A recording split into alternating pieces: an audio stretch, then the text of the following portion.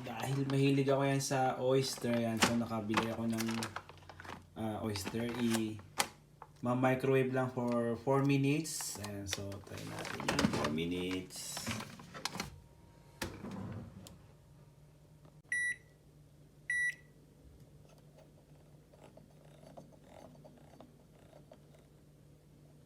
Gawin ko ng 5 minutes para sigurado. Then start. Ito pala, start, sorry.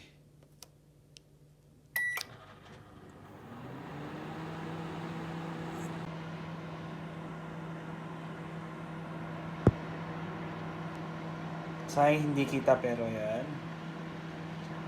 Napakabilis lang yan.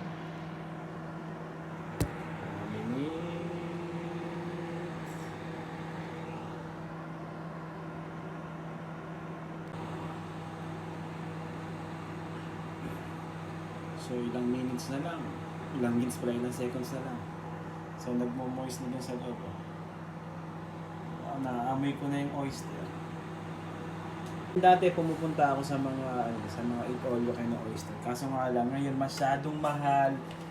Next time pupunta tayo dyan sa next oyster eat all you can. 5, 4, 3, 2, 1, yeah. So eto na yung ating mainit na oyster. So fresh naman yan, kaya ganyan na makakainin natin yan ng ganyan. Yan. Fresh na fresh siya.